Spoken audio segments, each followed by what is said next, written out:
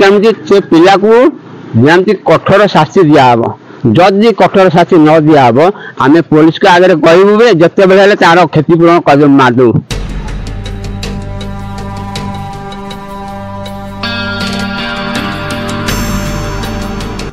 प्रेम संपर्क को नहीं युवकर गला काटी हत्या कले झीर घर लोके। एमिति एक छाती थरा दृश्य देखा मिली जगतपुर अंचल रे। झीटीर साइकेल चेन लगाऊ लगाऊ गढ़ी उठी प्रेम संपर्क।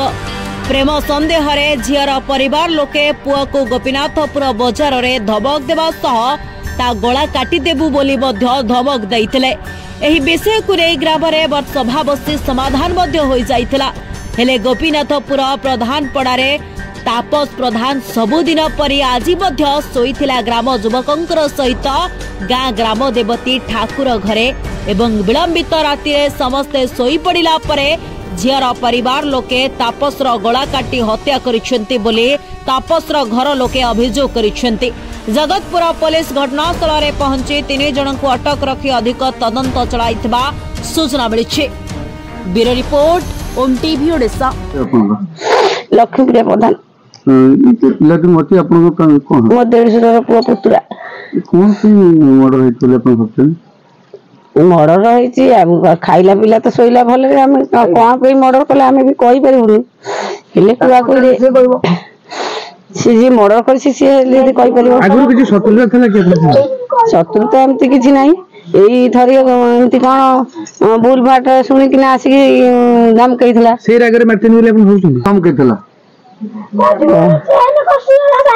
बाटर चेन खसीगला ये नगई देथिला लोक आसी आगे कौन कहले कहवा तो सी से आसिक धमकई आमको कुआ ना बोला ना आम पिला को 4 चटकणा 4-5 चटकणा खंडे ता दुकान में पुरैकी मारी ता बेकर खुर नगई कहीं तुम झील कथ कौन कर ना मुझे करनी साइकेल रे चेन खसी देथिला से मते डाकिला मु नगई देली आ मु नगई देछि एतिक छडा आमर किछि कथा नाही तापर से कौन अलग सन्देह करी से डाकिकी नहीं ता बेकर खुर नगेला पुणी घर को डाकिकी नहीं माइला से जाके आम पिला भी आम भी खबर पाइनु तापर आम पब्लिक सांगटा किए आसी जड़े आसी कहवा हेतु आम जा पचरा पचरी करवा भितर से कहला मो झील को सी भल पाऊँ आम पचारा आम पिला को सी ना कला से झील भी से ना कला तापर से रागे सी काली माइला कि कौन आम कहीपरूनु आमर किंतु न्याय दरकार से लोक फांसी पाइबा दरकार तुम मान हाथ जोड़ी की अनुरोध करुनी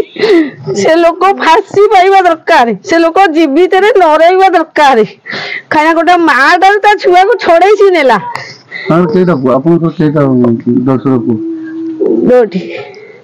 दोटी जी आ गोटे छोटिया ता सान बड़ हां प्रशांत प्रधान प्रधान पड़ा पुओ पा ए किन को माइले कोन हेतला आगर घटना आगर घटना सेमती किछि नाही से तो कोन काल तक मारजी तरिया धमकई थला थरे मार देबी खुर काटी देबी कहिथला कोन पे मी सारे जानी कोन भी ता डकई थली डकईलाटू से भले भले बसले सब होइतला एगिरी से भूल भूल मागितला हठात से काल लकले बड़ी कर्म करिछि काटिछि आ कोन पे संदेह करछन आ कोन पे सी कहबन तार मु तो किछि संदेह पाउन ना होई कोन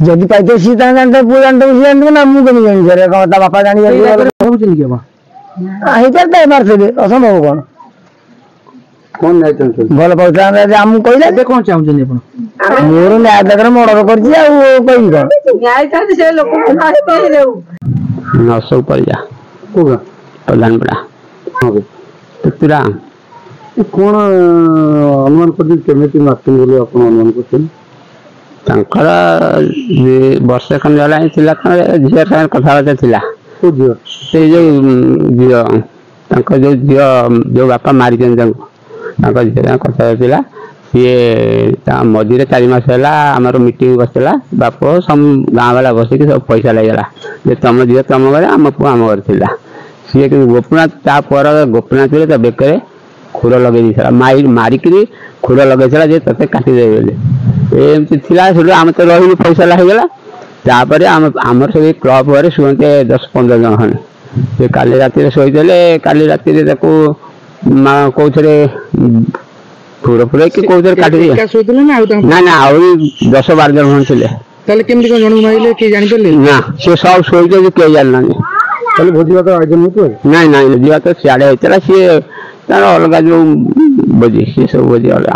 କେମିତି ଜାଣିଲା ସେ ଜାଣିଲା କଣ ସେ ଯେତେବେଳେ କାଟି ଦେଇ ପଳେଇଲା ସିଏ ଉଠି ପଇଲା ବେକଟା ଯେତେବେଳେ କଟିଗଲା ସିଏ ଉଠି ପଇଲା ବାନ୍ତି ବାନ୍ତି ଗଲା। ତାପରେ ଆମର ସେ ଜଣେ ପିଲା ଥିଲା କରେ ଶୋଇଥିଲା ତାକୁ କହିଲା ତୁ କଣ ଭୋଜି ଫୋଜି ଖାଇଛୁ କି ବାନ୍ତି କଲୁ? ସିଏ ସେଠୁ ତା ଦାଦା ସହିତ ତା ଦାଦା ଡାକିଲେ କହିଲେ ଆଉ ଟିପିଲେ ଦେଖିଲୁ କଣ କାହିଁ ବାନ୍ତି କରୁଛି।